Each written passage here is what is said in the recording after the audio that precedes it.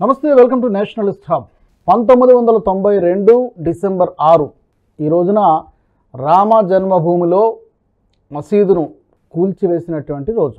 అయితే ఇక్కడ అయోధ్యలో రామాలయం నిర్మించిన తర్వాత ఈ బ్లాక్ డే అనే దానికి అసలు అర్థం లేకుండా పోయింది. బ్లాక్ డేని ఎవరు కూడా జరుపుకోవట్లేదు. ఇప్పుడు డిసెంబర్ 6న మరొకసారి రైతుల ఉద్యమం పేరుతో ఢిల్లీని ముట్టడించడానికి మరొకసారి రంగం సిద్ధమవుతోంది. ఈ మాట ఎందుకు అనాల్సి వస్తుందంటే, చలో ఢిల్లీకి పిలుపునిచ్చింది కిసాన్ ఏక్తా సంఘ్, అలాగే ఆల్ ఇండియా కిసాన్ సభ. గతంలో మనము ఈ వ్యవసాయ చట్టాలను వ్యతిరేకిస్తూ దేశ రాజధానిలో ఎంత రగడ జరిగిందో, ఎంత రభస జరిగిందో మనం చూసాం. చివరికి ఆ 3 కొత్త వ్యవసాయ చట్టాలను వెనక్కి తీసుకోవాల్సినటువంటి పరిస్థితి వచ్చింది, కన్విన్స్ చేయలేక. ఇప్పుడు మరొకసారి ఢిల్లీలో అసెంబ్లీ ఎన్నికలు దగ్గర పడుతున్నటువంటి నేపథ్యంలో ఈ రైతుల ఉద్యమం మరొకసారి అంశం తెర మీదకి వస్తుంది. నిజంగా రైతుల డిమాండ్లు ఏంటి? దీని వెనక రాజకీయ ప్రయోజనాలు ఏమైనా ఉన్నాయా? పొలిటికల్లీ మోటివేటెడ్ ఈ ఉద్యమాల? ఇవన్నీ కూడా ఎలా చూడాలి? రెండు వైపులా వాదనలు ఉన్నాయి. వీటిలో ఏది వాస్తవం తెలుసుకునే ప్రయత్నం చేద్దాం. నాతో జాయిన్ అవుతున్నారు టీబీజేపీ అధికార ప్రతినిధి, అలాగే హైకోర్టు అడ్వకేట్ రచనారెడ్డి గారు. రచనారెడ్డి గారు నమస్తే అండి. నమస్తే.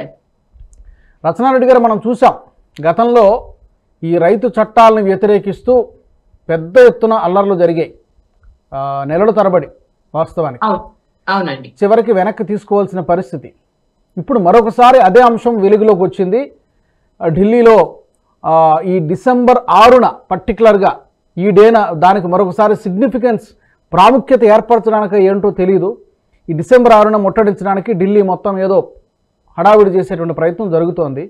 ఇందులో నిజంగా ఏమైనా సిన్సియారిటీ కనిపిస్తోందా? నిజంగా రైతుల డిమాండ్లు ఉన్నాయా, లేకపోతే ఇంకేమైనా వేరే ఇతర కారణాలు ఉన్నాయా? మీకు ఏమనిపిస్తుంది? అందరికీ నేషనలిస్ట్ ప్రేక్షకులకు అందరికీ నమస్కారం అండి. ఇది అంటే మీరు టైమింగ్ చూస్తే అండి, ఇది కోఇన్సిడెంట్ అయితే కాదు అని అనిపిస్తుంది. ఎందుకంటే నేను ఢిల్లీలో ఫిబ్రవరి అంటే జనవరి ఎండ్ ఫిబ్రవరిలో జరిగే ఎన్నికల కన్నా ఎక్కువ మీరు నిన్ననే ఏం జరిగిందో మీరు ఒకసారి మీరు గమనించాలండి. నిన్ననే సుఖ్బీర్ సింగ్ బాదల్ మీద, అంటే లాస్ట్ 15 years లో అతను రిలీజియస్ గా ఏదో పనిష్మెంట్ అతను ఇచ్చేస్తున్నప్పుడు ఆ గురుద్వారా దగ్గర ఉండి అక్కడ కావలిగా ఒక రోజు మీరు కావలి కాయాలి అని చెప్పేసి అన్నప్పుడు గురుద్వారా దగ్గర ఉండి అతను రిలీజియస్ పనిష్మెంట్ అంటారు దాన్ని, ఆ రిలీజియస్ పనిష్మెంట్ ఇచ్చేసేటప్పుడు వచ్చి ఒక అతను, అంటే పెద్ద ఖలిస్తానీ హిస్టరీ టెర్రరిస్ట్, ఎన్నో అట్లీస్ట్ నాకు తెలిసి 3 సార్లు జైలుకి వెళ్ళి వచ్చి ఇప్పుడు పెరోల్ మీద, అంటే బెయిల్ మీద బయట ఉన్న అతను, అంటే చాలా పెద్ద అతను కూడా, 68 years 69 years అతను సుఖ్బీర్ సింగ్ బాదల్ ని చంపేద్దామని అనుకున్నారు. అండ్ శిరోమణి అకాలీ దళ్ ఎప్పటి నుంచో ఖలిస్తానీలకు వ్యతిరేకం. పొలిటికలీ మనకు ఆపోజిషన్ గా ఉన్నా, లేకపోతే పొలిటికలీ మనతోని కొన్ని రోజులు కలిసి ఉన్నాయి, ఏది ఏమైనా శిరోమణి అకాలీ దళ్ ఖలిస్తానీలకు వ్యతిరేకం అని అందరికీ తెలుసు. అందుకోసం నిన్న సుఖ్బీర్ సింగ్ బాదల్ ని, అంటే హీజ్ అ హ్యాండిక్యాప్ మ్యాన్, ఆయనను చంపేద్దామని ట్రై చేసాడు. మీరు చూస్తుంటే భారతదేశంలో ఖాలిస్తానీల యొక్క ఒక ఊపు లేకున్నా కెనడా, ఆస్ట్రేలియా, న్యూజిలాండ్ ఇవన్నిట్లో, అంటే ఈ దేశాల్లో especially Canada with the help of United states సస్యశ్యామలంగా ఉంది ఖలిస్తానీల ఊకుడు ఇప్పుడు. సో మీరు దాన్ని ఈ రైతు అంటే మీరు నిన్న జరిగింది, ఇవాళ December 5th, రేపు December 6th so called black day. అది ఎప్పుడో 30 ఏళ్ల కింద జరిగిన ఏం జరిగిందో, అంటే అది ఎవరికి బ్లాక్ డేనో ఇప్పటివరకు మనకు తెలియదు. అంటే ఆపోజిషన్ బ్లాక్ డే అని ప్లాన్ చేస్తుంది ఏంటో. సో ఆ బ్లాక్ డే కి, అంటే ఇప్పుడు రామ జన్మభూమిలో రాముడు వచ్చిండు, స్థాపించబడ్డాడు, అది అయిపోయింది. అదొక అంతర్జాతీయంగా అదొక దివ్య ఉత్సవం. ఇప్పుడు దాన్ని ఇంకా బ్లాక్ డే గా సెలబ్రేట్ చేసుకునడం, లేకపోతే ఇంకా బ్లాక్ డే గానే దాన్ని ప్రతిఘటించడం అని అయితే హిపోక్రసీకి అంటే లైక్ వినడానికి విడ్డూరంగా ఉంది. సో ఇప్పుడు రేపు బ్లాక్ డే అని చెప్పేసి మళ్ళా ఫార్మర్స్ ప్రొటెస్ట్. ఏమి అసలు వాళ్ళ కోరికలు ఏందో ఇప్పటి వరకు నాకు తెలియదు, మీకు తెలియదు, సెంట్రల్ గవర్నమెంట్ కి కూడా తెలుసో తెలియదు. ఎందుకంటే మీరు చూస్తే 2019-20లో పెద్ద ఫార్మర్స్ ప్రొటెస్ట్ చేసిండ్రు. దాన్ని ప్రేరేపించింది, దానికి ఊపునిచ్చింది, దానికి ఫైనాన్షియల్ ఇంపెటస్ ఇచ్చింది ఎవరో అందరికీ తెలుసు.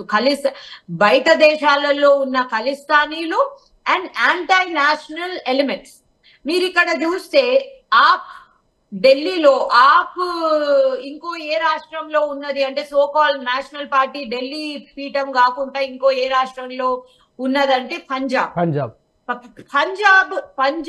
ఖలిస్తానీ వ్యతిరేకత చాలా ఉంది. కానీ పంజాబ్ లో ఖలిస్తానీల సింపథైజర్స్ కూడా కొంతమంది ఉండే ఉంటారు. సో ఇప్పుడు మీరు నిన్న సుఖ్బీర్ సింగ్ బాదల్ మీద అసాసినేషన్ అటెంప్ట్ చూసినా, రేపు కరెక్ట్ December 6 కి రాకేష్ టికాయత్ ఇంకా ఇంకో ఇతరులు కలిసి మళ్ళా చలో ఢిల్లీ ఫార్మర్స్ ప్రొటెస్ట్ అనేది చూసినా, మీరు 2018-19లో సెంట్రల్ గవర్నమెంట్ ఆ 3 చట్టాలను వాపస్ తీసుకున్న తర్వాత ఎంఎస్పి మీద మీరు లాస్ట్ ఇయర్ స్టార్టింగ్ లో వీళ్ళు మళ్ళీ బెదిరిస్తూ చలో ఢిల్లీ ఎంఎస్పి మీద వెళ్దామని, అప్పుడు సెంట్రల్ గవర్నమెంట్ రానియకుండా వాళ్ళను బయటనే వాళ్ళతోని మాట్లాడి ఆపేయడము చూసినా, ఇదంతా ఒక ఎత్తుగడ, అంటే ఒక ప్రీ మెడిటేటెడ్ ఎత్తుగడ. ఎక్కడికి వెళ్ళి సెంట్రల్ గవర్నమెంట్ ని హెదరించాలి, భయపెట్టించాలి, అతలా కుతలానికి దారి తీయాలి. ఇప్పుడు బంగ్లాదేశ్ లో రచనారెడ్డి గారు ఇప్పుడు గతంలో అంటే కొత్త చట్టాలు తీసుకొచ్చారు, దాన్ని వ్యతిరేకిస్తూ అవి రద్దు చేయాలని చెప్పి ఉద్యమాలు చేశారు. ఇప్పుడు కేంద్ర ప్రభుత్వం అలాంటి చట్టాలు ఏమి ఇంకా తీసుకురాలేదు కదా, అలాంటి ఆలోచన లేదు కదా. ఇప్పుడు ఎందుకు చేస్తున్నారు ఉద్యమాలు? అంటే కామన్గా ఉండేది కనీస మద్దతు ధర. ఇప్పుడు వీళ్ళ డిమాండ్లు ఏంటి? తర్వాత ఎప్పుడు కూడా కేవలం ఆ హర్యానా, పంజాబ్లో దేశం మొత్తం రైతులు ఉన్నారు కదా, తెలంగాణలో రైతులు ఉన్నారు, ఆంధ్రప్రదేశ్లో రైతులు ఉన్నారు. ఆ మాటకు వస్తే మన దేశంలో మెజారిటీ ఆఫ్ చాలామంది వ్యవసాయం మీదనే ఆధారపడి బ్రతుకుతున్నారు కదా. ఎక్కడ మిగతా రాష్ట్రాల్లో మెజారిటీ ఆఫ్ ద స్టేట్స్లో ఏ రైతులకు లేనటువంటి సమస్య కేవలం ఆ 2 రాష్ట్రాల రైతులకి ఎందుకు వస్తుంది? అండ్ ఇప్పుడు ఎందుకు చేస్తున్నారు పర్టికులర్గా? అయితే అదే అంటున్నా సార్, ఇది ఒక పెద్ద కాన్స్పిరసీ, అంటే డొమెస్టిక్ అండ్ ఇంటర్నేషనల్ కాన్స్పిరసీ లాగానే అనిపిస్తుంది. ఎందుకంటే 1920లో ఆ 3 వ్యవసాయ చట్టాలు ఏంది, మిడిల్ మెన్ అంటే మధ్యంతరంగా ఎవరైతే ఉన్నారో ఖలార్లు ఉన్నారో వాళ్ళని కంప్లీట్ గా నిర్మూలించి, అదేంటి బయర్ ఫార్మర్ అంటే రైతు ఇంకా కొనేవాడి మధ్యలో వ్యత్యాసం లేకుండా డైరెక్ట్ సెల్లింగ్ అంటే రైతులకే బావు పడేలాగా చట్టాలు తీసుకొచ్చి ఎక్కడైనా అమ్ముకోవచ్చు అనేటువంటి ఒక మధ్యలో ఉన్న హలారులు అంటే డబ్బులు కాజేసి వెళ్ళిపోయి రైతులను అటు ఇటు కాకుండా చేయడానికే ఆ చట్టాలు వచ్చినాయి. అయినా కానీ ఎంబడబడి 6 నెలలు ఎంబడబడి, దానికన్నా ఎక్కువనే అనుకుంటా, ఎంబడబడి సెంట్రల్ గవర్నమెంట్ ఆఖరికి దాన్ని వాపస్ తీసుకుంది, వాళ్ళ మంచికైనా రైతుల మంచికైనా. అప్పుడు కూడా మీరు నోటీస్ చేస్తే సౌత్ ఇండియా నుంచి లేకపోతే ఇంకో అంటే వెస్ట్ ఇండియా, ఈస్ట్ ఇండియా, ఇంకో అంటే మీరు ఇంకో ఏ ప్రాంతాల నుంచి రైతులు వెళ్ళలేదు, కానీ 2 రాష్ట్రాల నుంచి వెళ్ళిండ్రు. ఎస్పెషల్లీ పంజాబ్ నుంచి అందరు వచ్చి అక్కడ మొత్తము హైవేలు ఆపేసి మొత్తం దిగ్బంధం చేసేసి షహీన్ బాగ్ అనేసి అక్కడ 4-5 నెలలు ఉండి అదంతా చేసి వాపస్ తీసుకున్నాం. అది కూడా ఎప్పుడు కోవిడ్ వచ్చిన తర్వాత ఈ ఉద్యమాలు వెనక్కి తగ్గిన తర్వాత అప్పుడు తీసుకున్నాం. మీరు లాస్ట్ ఇయరే మీరు చూస్తే ఎంఎస్పి మీద వీళ్ళు మళ్ళా బెదిరించిండ్రు, మేము చలో ఢిల్లీ మేము వస్తున్నాము, మాకు ఎంఎస్పి ఖచ్చితంగా కావాలంటే. ఇప్పుడు రైతు ఎక్స్పర్ట్స్, అగ్రికల్చరల్ ఎక్స్పర్ట్స్ ఏమన్నారు, ఒక్క ఎంఎస్పి, ఒక లీగల్ ఎంఎస్పి అంటే చట్టంలో నిర్దేశపూర్వకంగా పెట్టిన ఎంఎస్పి సరిపోదు. ఎందుకంటే MSP market market outcome and market activities మీద నిర్ధారించబడి ఉంటది. ప్లస్ అవుట్కమ్ అంటే ఒక ఏడాది ఎక్కువ ధాన్యం వస్తుంది, ఒక ఏడాది తక్కువ వస్తుంది. సో మార్కెట్ లో ప్రైజెస్ ఎలా ఫ్లక్చువేట్ అయితాయో దాని మీద ఎంఎస్పి ఉండొచ్చు, కానీ మీరు లీగలీ ఒక ఎంఎస్పి ఇదే ఉండాలి అని పెడితే రైతులే నష్టపోతారు అని అగ్రికల్చరల్ ఎక్స్పర్ట్స్ కూడా చెప్పిండు. సో అది వాళ్ళతో చెప్పడంతో ఏదో ఎట్టకేలకు వాళ్ళు ఒక రోజు వచ్చి అటు ఇటు పూందాం అనేసి వెళ్ళిపోవడం జరిగింది. ఇప్పుడు ఇవాళ రేపు ఏం చేయాలనుకుంటుండ్రో ఎవరికి తెలియదు. అంటే వాళ్ళ డిమాండ్స్ ఏందో వాళ్ళు ఏమి మళ్ళీ అంటే మనకు ఇన్ఫార్మల్ గా ఇనొస్తుంది ఏంటంటే మళ్ళీ ఎంఎస్పి గురించే వస్తుండ్రని చెప్పి. ఇప్పుడు దీని వెనక ఇప్పుడు పార్లమెంట్ సెషన్స్ జరుగుతున్నాయి. ఇందులో అందరూ చర్చించుకుంటున్నది ఈ వక్ఫ్ సవరణ చట్టం. దీనికి ఏదైనా ఒక ఆమోదింపజేయాలనేటువంటి ఈ సెషన్స్ ముగిసేలోపు దీనికి ఏదైనా ఒక కొలిక్కి వస్తుందని అనుకుంటున్నారు. ఈ ఉద్యమాల ముసుగులో దీన్ని సైడ్ ట్రాక్ పట్టించడం కానీ లేకపోతే అడ్డుకునేటువంటి ప్రయత్నం ఏమైనా జరుగుతుంది అనుకోవాలా? నెంబర్ 1. రెండోది, గతంలో ప్రభుత్వాన్ని చాలా ఇబ్బంది పెట్టారు. యాక్చువల్గా చెప్పాలంటే చాలా ప్రభుత్వం కూడా హ్యాండిల్ చేయడంలో కాస్త తడబాటు పడింది. మొత్తానికి దాన్ని ఎలా హ్యాండిల్ చేయాలో తెలియక వెనక్కి తీసేసుకున్నారు. ఇప్పుడు కూడా మరొకసారి నేను ఇందాక చెప్పినట్టు ఢిల్లీ ఎలక్షన్లు, పార్లమెంటు సమావేశాలు జరుగుతున్నాయి. ప్రభుత్వాన్ని అస్థిరపరచడానికో లేకపోతే ఇబ్బంది పెట్టడానికో ఏదైనా ప్రయత్నం జరుగుతుందా? ఇవన్నీ కేవలం అనుమానాలే. ఇందులో ఎంతవరకు పాసిబిలిటీ ఉందని మీరు అనుకుంటున్నారు? అంటే ప్రభుత్వం ఎప్పుడైనా లా ఎన్ఫోర్స్మెంట్ ఒక రకమైన క్రిమినల్ ఎలిమెంట్ ఉన్న యాజిటేషన్ ని ఆపాలంటే, అంటే నేను ఇప్పుడు ఈ రైతుల ఇప్పుడు వీళ్ళు నిర్దిష్టంగా రైతులే అండ్ వాళ్ళ కష్టాలు ఉన్నాయి, వాళ్ళు వచ్చి కొట్లాడుతున్నారంటే ఒక మాట. మళ్ళా 25 రాష్ట్రాలకు లేకపోతే 26 ఇప్పుడు కానీ ఇప్పుడు ఏ రాష్ట్రానికి లేని బాధ ఈ 2 రాష్ట్రాలకి ఎందుకు ఉంటది అది చెప్పాలి ఫస్ట్. ఎందుకంటే ఈ 2 రాష్ట్రాలు దేశంలో అంటే రైతులు అంటే లైక్ ఉన్నతంగా ఫైనాన్షియల్లీ ద మోస్ట్ ఇన్ఫ్లుయెన్షియల్ అగ్రికల్చరర్స్ ఉంటారు ఈ 2 రాష్ట్రాలలో. సో వీళ్ళు అంటే వీళ్ళను ముందట పెట్టి కావాలని ఒక ఇంటర్నేషనల్ పొలిటికల్ గేమ్ ఇక్కడ ఆడుతున్నారు. అంటే మీరు ఇప్పుడు లా ఎన్ఫోర్స్మెంట్ కూడా ఇంటెలిజెన్స్ తీసుకుంటది సార్. ఇంటెలిజెన్స్ మనకేదో నిర్దిష్టంగా ఎక్కడో బాండ్ పేపర్ మీద రాసి ఉండదు. ఇంటెలిజెన్స్ ఏంది? సిచ్యువేషనల్. నిన్న ఏం జరిగింది? సుఖ్బీర్ సింగ్ బాదల్ మీద ఒక నోన్ ఖలిస్తానీ తీవ్రవాది అతని మీద అసాసినేషన్ అటెంప్ట్ చేసిండు. రేపు మళ్ళీ ఈ పంజాబ్, ఎస్పెషలీ పంజాబ్ హర్యానా నుంచి రైతులు వచ్చి ఏమో చేస్తారు అని అంటున్నారు. రోడ్డు బ్లాక్ చేయడము, ఢిల్లీని మొత్తము దిగ్బంధం చేస్తామని అంటున్నారు వాళ్ళు. ఇక్కడ రాహుల్ గాంధీ, ప్రియాంక గాంధీనేమో లాఫింగ్ స్టాక్, జోకర్లు అయిపోయినారు. ఎందుకంటే ఇవాళ మీరు చూసిండ్రో లేదో వాళ్ళు మోడీ అదానీ బాయో లేకపోతే మోడీ అదానీ ఫ్యామిలీ అని చెప్పేసి జాకెట్లు వేసుకున్నారు. అంటే వెనుకకు అదాని మోడీ బొమ్మ ఉండి వాళ్ళు ఒకటే కుటుంబానికి చెందిన వాళ్ళు లేకపోతే boy something equally immature, stupid and nonsensical వేసుకొని పార్లమెంట్ లోపల వెళ్ళి ఎదురించైనా లేకపోతే కాంట్రిబ్యూట్ చేసే బమ్ము లేదు, ఇంకా బుద్ధి లేదు. కానీ పార్లమెంట్ బయట ఉండి వీళ్ళు ఈ కార్యక్రమాలు చేస్తున్నారు. నిరసన. అమెరికానే ఇప్పటి వరకు ఇండైట్మెంట్ ఛార్జ్ షీట్ లో అసలు అదాని ఏం చేసిండో అక్కడ క్లియర్ గా రాయలేదు.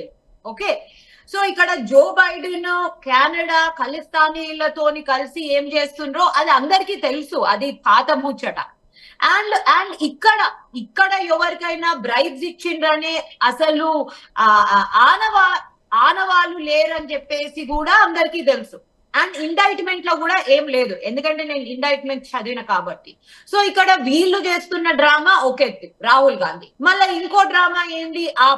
నెక్స్ట్ మంత్ అంటే ఇప్పుడు ఆతిషి ఉన్నది, ఈయననేమో నేను మొత్తము సత్య హరిశ్చంద్రు నన్ను డిక్లేర్ అయిన దాకా నేను చీఫ్ మినిస్టర్ అంటే నేను మళ్ళీ గెలిచి డిక్లేర్ అవ్వ కూడా అది నా లాస్ట్ వరకు కూడా ఆయన సత్య హరిశ్చంద్రు కాడు అని నేను గెలిచి వచ్చిన దాకా ఆతిషినే చీఫ్ మినిస్టర్ అని ఆమెకి ఇచ్చేసిండు. కానీ ఇంకో ఏ రాష్ట్రంలో ఉంది? పంజాబ్ లో ఉంది. అండ్ పంజాబ్ చీఫ్ మినిస్టర్ అతని చేతిలో ఒక కీలు పొమ్మన్నమాట. ఎందుకంటే ఆయన పంజాబ్ లో ఉండడా చీఫ్ మినిస్టర్, ఢిల్లీలోనే ఇతని చుట్టే ప్రదక్షిణాలు చేస్తుంటాడు. So and plus the added information, అంటే నేను ఇది ర్యాండమ్ గా ఇప్పటి వరకు అది క్లారిఫై అయితే, లీగలీ క్లారిఫై అంటే లైక్ ప్రాపర్లీ క్లారిఫై కాలేదు, but there is a strong rumour that Khalistanis were funding AAP అని చెప్పేసి. ఈ ఉద్యమం ఆప్ ఓకే ఆప్ ఈ ఉద్యమము డెఫినెట్ గా స్పాన్సర్డ్ బై ఆప్ కూడా. సో మీరు ఇంగ్లీష్ లో అంటారు కదండి, you put 1 and 1 together it becomes 2 అని చెప్పేసి. సో నిన్న అసాసినేషన్ అటెంప్ట్ పంజాబ్ లో ఖలిస్తానీల సింపథైజింగ్ ఇది, అండ్ ప్లస్ కెనడా అమెరికా ఊపడం, అంటే దానికి ఫ్యానింగ్, అంటే ఆ జ్వాలను ఇంకా కొంచెము వీళ్ళు ఫ్రీడమ్ ఫైటర్స్ అని చెప్పేసి కెనడా ఇచ్చేయడం. దాంతో పాటు రాహుల్ గాంధీ, ప్రియాంక గాంధీ, మొత్తం ఇండియా అలయన్స్ కంప్లీట్ గా మాకు కన్ను లేవు, చోళ్ళు లేవు, మాకేం కనిపించవు, మేమేం ఆలోచించము అని అన్నట్టు అదాని మీద పండి పొరలడం. ఎందుకంటే వాళ్ళు అదే చేస్తుండ్రు, లిటరలీ వాళ్ళ పార్లమెంట్ లో వాళ్ళు జాకెట్లు వేసుకొని నడిచారు తప్ప పార్లమెంట్ లో వాళ్ళు they did not contribute anything. So ఇదంతా మీరు చూస్తే ఎలక్షన్స్ ని దృష్టిలో పెట్టుకొని ఇప్పుడు అతలాకుతలం స్టార్ట్ చేస్తే ఈ వక్ఫ్ బిల్లు కూడా ఒక పక్కదారి పట్టేస్తది అని వీళ్ళ ఆశ. ఎందుకంటే జేపీసీలో బిల్లున్నంత మాత్రాన మీరు చూస్తే కాంగ్రెస్ ప్రభుత్వం రైతుల ఉసురు పోసుకున్నంత 90s ఇంకా ఎర్లీ 2000s లో మొత్తము కాంగ్రెస్ ప్రభుత్వం భారతదేశంలో ఉన్న రైతుల ఉసురు పోసుకొని రైతు అనే టోని ఎటు కాకుండా చేసింది. అది నార్త్ ఇండియాలోనైనా సౌత్ ఇండియాలోనైనా ఎక్కడనైనా. అయితే ఇదే రైతు ఉద్యమం ఇప్పుడు కాంగ్రెస్ ప్రభుత్వం కూడా కావాల్సుకొని ఈ వక్ఫ్ బిల్ ని పక్కదారి పట్టించడానికి వీళ్ళేమో అదాని డ్రామా ఆడుతుండ్రు, అక్కడి నుంచి రైతులను ఉసిగొల్పుతుండ్రు అన్నమాట. ఎందుకంటే వీళ్ళకు ఖలిస్తాన్ గురించి హట్టి లేదు. ఖలిస్తాన్ వాళ్ళ ఫ్యామిలీని, అంటే రాహుల్ గాంధీ వాళ్ళ ఫ్యామిలీకి ఎంత నష్టం చేసిందో అతనికి దాని గురించి ఒక ఇంగిత జ్ఞానం లేదు, లేకపోతే దాని గురించి అంటే ఎవరికైనా ఒక రీజన్ వల్ల ఒక ఫ్యామిలీకి తప్పు జరిగిందంటే దాని మీద కోపం ఉంటదండి. ఈ మనిషికి ఏమీ లేదు అసలు. ఐ మీన్ సిగ్గునా లేదా అర్థం అయితలేదు. సో ఇవన్నీ చూస్తే ఖచ్చితంగా రేపటి ఫార్మర్స్ ప్రొటెస్ట్, అంటే ఈ ఢిల్లీని దిగ్బంధం చేసుడు ఏదైతే ఉన్నదో అదంతా ఒక కేర్ఫుల్లీ ఆర్కెస్ట్రేటెడ్ పొలిటికల్ రిజల్ట్, అంటే ఒక అతలాకుతం చేయడానికే దారి తీస్తుంది అన్నట్టు అనిపిస్తుంది. ఎందుకంటే మీరు బంగ్లాదేశ్ లో చూస్తే అక్కడ మనను హిందువులను ఇది చేస్తున్నారు. బంగ్లాదేశ్ ఇప్పుడు కంప్లీట్లీ ఒక ఫెయిల్డ్ స్టేట్ అయిపోయే దిశలో ఉంది. ఇప్పుడు భారతదేశంలో కూడా ఉద్రిక్తత, లేకపోతే ఒక రకమైన యాజిటేషన్, అతలాకుతలం, పొలిటికల్ ఈక్వానిమిటీని దెబ్బతీసే కాన్స్పిరసీ ఉన్నది అనేది మీ బలమైనటువంటి బీజేపీ బలమైనటువంటి అనుమానము, ఆరోపణ.